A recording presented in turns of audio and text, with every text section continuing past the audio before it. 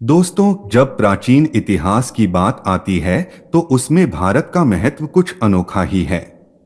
आज जैसा हम जानते हैं, इतिहास सिर्फ उन चीजों से बना है जो नूह की बड़ी बाढ़ के बाद हुई। और अगर आप जानना चाहते हैं कि बाढ़ के ठीक बाद असल में क्या हुआ था, तो मुझे भारतीय वेदों से ज्यादा जानकारी वाला कोई और जरिया याद नहीं आता। भले ही मुझे पता है कि वेद बहुत बाद में लिखे गए थे और उनमें काफी बदलाव किए गए हैं और भी बहुत कुछ। और फिर भी उनमें कुछ ऐसे किरदार और घटनाएं हैं जिनके बारे में भारतीय भी सही संदर्भ में नहीं जानते। हालांकि अगर किसी को बाइबल की अच्छी जानकारी है तो यह बिल्कुल अलग बात है, क्योंकि बाइबल में आदम से लेकर जीसस तक इंसानों की पूरी वंशावली है। और इस तरह की जानकारी से कोई भी इंसानियत की टाइमलाइन में लोगों और घटनाओं को आसानी से सही जगह पर रख सकता है।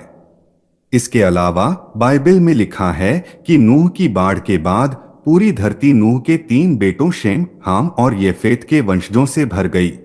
लेकिन हम में से कितने लोग जानते हैं कि नूह की बाढ़ के बाद शुरुआती दिनों में इन तीनों बेटों का भारत की जमीन पर कुछ न कुछ काम था। अब जब नूह की बाढ़ के बाद सभ्यताएं फिर से उभरने लगीं, तो हाम के वंशजों ने ज्यादातर नदियों के किनारों पर कब्जा कर लिया, जिसमें नील, फ्रात, टिग्रिस और सिंध नदी के इलाके शामिल थे। इस वजह से बाकी लोगों को अपने लिए जगह बनाने के लिए गंगा के मैदानों और भारत की अब सूख चुकी सरस्वती नदी के किनारों पर जाना पड़ा।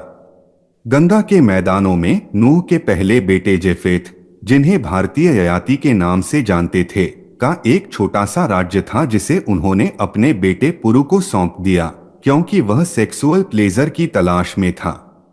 अब यह अजीब लग सकता है कि मैं उनका दावा कर रहा हूं, लेकिन हिंदू महाकाव्य महाभारत में ऐसी बात का सबूत है, जिसे प्राचीन भारत का इतिहास माना जाता है। महाभारत के आदि पर्व में कहा गया है कि उत्तर कुरु के लोगों में पक्षियों और जानवरों की तरह ही खुलकर प्यार करने की प्रथा थी, जिसे पाप नहीं माना जाता था, क्योंकि कहा जाता था कि इसे ऋषियों की मंजूरी और पुराने जमाने की मान्यता मिली हुई थी। इसके अलावा हम महाभारत में यह भी देख सकते हैं कि पांडवों की मां कुंती देवी के इसी प्रथा के कारण 5 अलग अलग रिश्तों से 5 बेटे हुए। और नूह यह सब देख रहा था।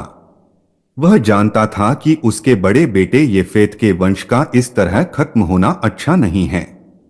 इसलिए वह अपने नेक बेटे शेम को उन पर राज करने के लिए लाया। वेदों में उसका जिक्र दिवो दास के तौर पर है और भारतीय उसे राजा भरत के नाम से जानते हैं, जहां भरत एक टाइटल है जिसका सीधा मतलब चमक या तेज होता है। इस बीच उसका छोटा बेटा हाम, जो अपने बेटे कुश के साथ था, उसने अफ्रीका में कुछ गलत कदम उठाए। उसे डायोनिसस ने बाहर निकाल दिया और वह भारत आ गया, जहां उसने शेम यानी भरत का राज्य छीनने की कोशिश की। यह हिंदू पुराणों और जैन साहित्य से साफ है। इस बीच डायोनिसस ने हाम का पीछा किया और भारत आ गया, जिसकी जानकारी ग्रीक महाकाव्य डायोनिसियाका में मिलती है। और हाम बैक्ट्रिया के पहाड़ी इलाकों में भाग गया और वहां वह अहुरा मज़दा के उपासकों का ज़ोरोस्टर बन गया। इतिहासकार बेरोसस ने इसकी पुष्टि की है। इसके तुरंत बाद हाम के बेटे कुश, जिन्हें भारतीय कश्यप या दशरथ के नाम से जानते थे, कृष्ण और विश्वामित्र के साथ भारत आए। इनमें से विश्वामित्र ने शेम को फंसाया और उसे और उसके परिवार को खत्म कर दिया। यह राजा हरिश्चंद्र की मशहूर कहानी है, जिसे हर भारतीय जानता है। असल में जब साइलेंट फिल्में भारत आईं, तो पहली भारतीय फिल्म राजा हरिश्चंद्र थी। लेकिन फिर भी भारतीयों को यह नहीं पता कि हरिश्चंद्र मनु के बेटे होने के नाते उनके प्यारे राजा भरत थे। राजा भरत की मौत के बाद शेम के बेटों में से एक सुदास सत्ता में आया और उसने विश्वामित्र के बुरे असर को कम किया। इसलिए विश्वामित्र ने सुधा को हराने के लिए 10 से ज्यादा राजाओं का एक गठबंधन बनाया।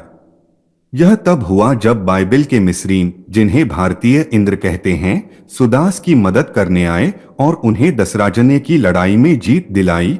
और इस तरह इतिहास आगे बढ़ता है। अब इस वीडियो की शुरुआत में मैंने बताया था कि नूह ने शेम को येपेत के पुरुष कबीले पर राज करने के लिए अपॉइंट किया था। इस काम से नाराजगी हुई जिससे कई लड़ाइयां हुई। इन सभी लड़ाइयों में हारी हुई पार्टियां पश्चिम की ओर और आगे बढ़ती गईं, यहां तक कि अल्बानिया तक पहुंच गईं और इस माइग्रेशन ने इंडो यूरोपियन भाषाओं के बनने की नींव रखी।